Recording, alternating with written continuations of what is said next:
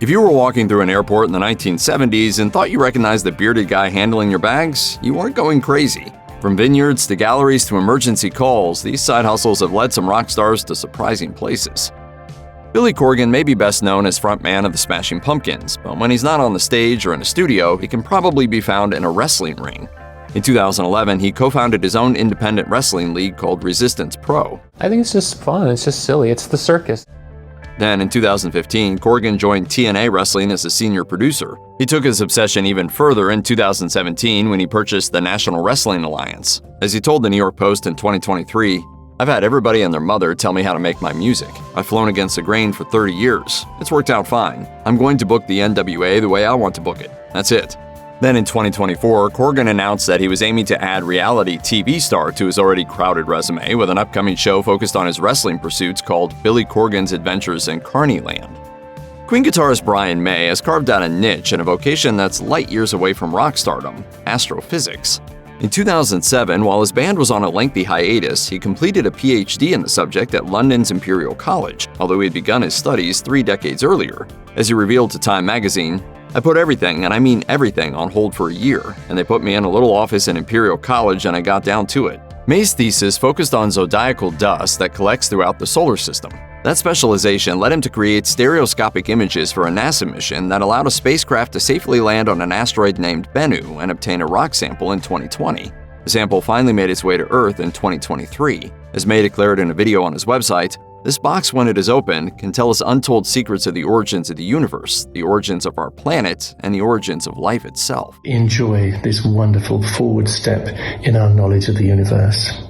It's no secret that former Beatles drummer Ringo Starr has also acted in movies like The Magic Christian and the wacky comedy Caveman, but he also had another side gig in the 1970s, partnering with designer Robin Cruikshank to produce a line of stainless steel furniture. The collaboration began when Starr hired Cruikshank in 1969 to design a stainless steel fireplace for his home. They eventually decided to form their own company, ROR International. In 1971, Starr appeared on the BBC show Blue Peter to shill his wares, including a chrome-plated table bookended by the 2 radiators from Rolls-Royce automobiles. That was a prototype, the only one in existence at the time.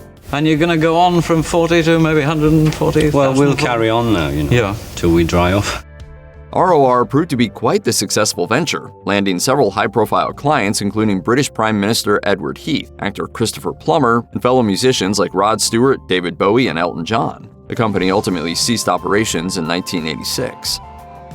The late Dusty Hill laid down some powerful bass lines for ZZ Top until his death at age 72 in 2021. But there was a period during the 1970s when he also worked as a baggage handler at Dallas-Fort Worth International Airport. His band was on a forced hiatus after the 1977 tour while drummer Frank Beard dealt with substance issues. As Hill recalled, "For me, success is a great thing. It can also really screw with you. You don't know if people around you treat you well or badly according to who they think you are or who you really are. I just wanted to feel normal, so I got me a job at the airport." During this period, Hill would spend Friday nights at a local bar and celebrate the weekend with his fellow working stiffs, who had no idea that their buddy was a real-deal rock star. As he revealed, "I was really happy. I'd go to the beer joint and dance and drink and flirt with the girls, and everybody knew me as Joe. It gave me a sense of being grounded, I guess." Frontman David Lee Roth parted ways with Van Halen in 1985, although he eventually returned to the fold for some reunion tours. But flamboyant rock star isn't the only accomplishment on his resume. In 2007, he worked as an EMT in the Bronx, and it proved to be quite the life-changing experience. As he explained during a 2020 interview with CBS Sunday Morning, "I wasn't someone until I put on that 511 uniform and went on my first call. I'm not going to kid you, I knew I was in for the humbling experience." Roth expressed that same sentiment during an appearance on the Joe Rogan Experience. "Until I became an EMT and put on that uniform, I wasn't somebody. Somebody cleaned the truck up." The rocker also recalled how all the people he met in this job left a lasting impression, whether he was dealing with a domestic dispute or helping a homeless person in distress. And now every one of those folks is in my voice when I sing. In addition to his rock star career and occasional acting gigs, Lenny Kravitz also has an eye for interior decor, so much so that he launched his own firm called Kravitz Design in 2003. It's been flourishing since then, including in 2023 when it was included in Architectural Digest's annual AD 100 list. Kravitz has designed some high-profile spaces, including the $38 million Stanley House in Los Angeles and the set for Queen Latifah's talk show. It all started with you. Yeah. I wanted to represent what I thought would feel like an extension of your home. Kravitz also collaborated on a line of high-end wallpaper with Flavor Paper, which is on display in his former home in New Orleans' French Quarter and his luxurious hideaway in the jungles of Brazil. Then, in 2021, he collaborated with retailer CB2 on an exclusive line of home furnishings. As he said in a statement, "Home should be a place where you feel like yourself and your spirit is comfortable." The new collection is based on a melange of places, things, and people that I have encountered through my travels, which is evident in the design elements of the new pieces. Ronnie Wood is best known for his time rocking out as a member of the Faces and the Rolling Stones, but he also has a much calmer side hustle as a visual artist. His paintings have been featured in exhibits throughout the world, and he also sells prints and originals on his website. During a 2024 interview with the Sunday Times, he revealed, "Being a Gemini, my appetite for inspiration is so widespread. It's a bit like my music. I go from Mozart to Marley, you know what I mean?" According to Wood, his bandmates have been supportive of his painterly pursuits. As he explained, "Mick Jagger hasn't seen a lot of them live, but the ones he has seen he's really liked, and he knows I'm prolific." On the other hand, the general consensus among art critics is that Wood should focus on his guitar playing. As Artlist founder Paul Carter Robinson told The Guardian, "Perhaps Mr. Wood should stick to making music and not cross disciplines."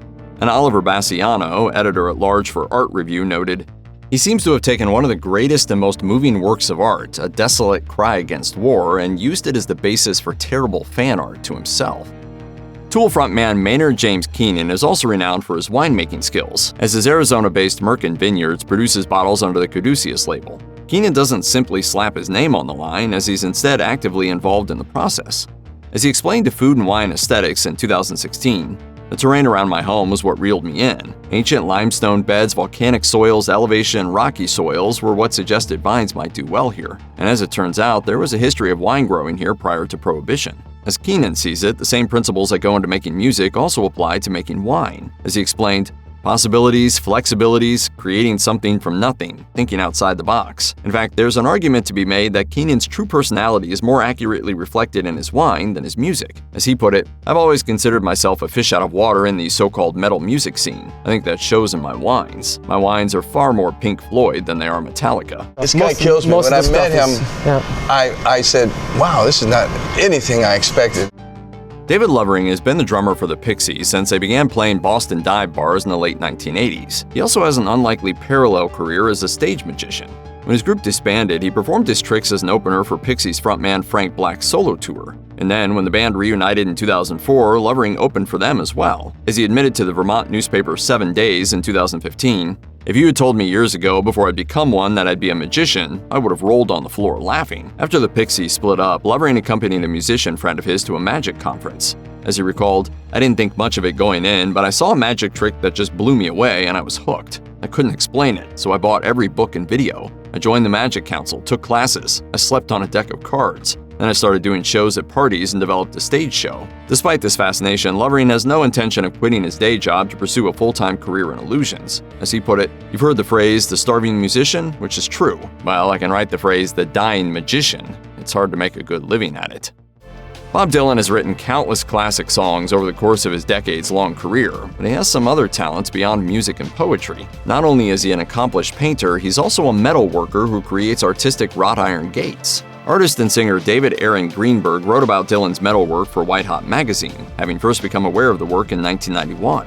That was when famed beat poet Allen Ginsberg told Greenberg about a recent trip to Dylan's Malibu home. When Greenberg asked Ginsberg if Dylan began his days by writing songs, Ginsberg replied, "No, he spends his mornings welding." Dylan began creating iron sculptures by welding together found objects. He then moved on to assembling things like wrought iron staircases and gates for his home, and eventually started giving his work to others.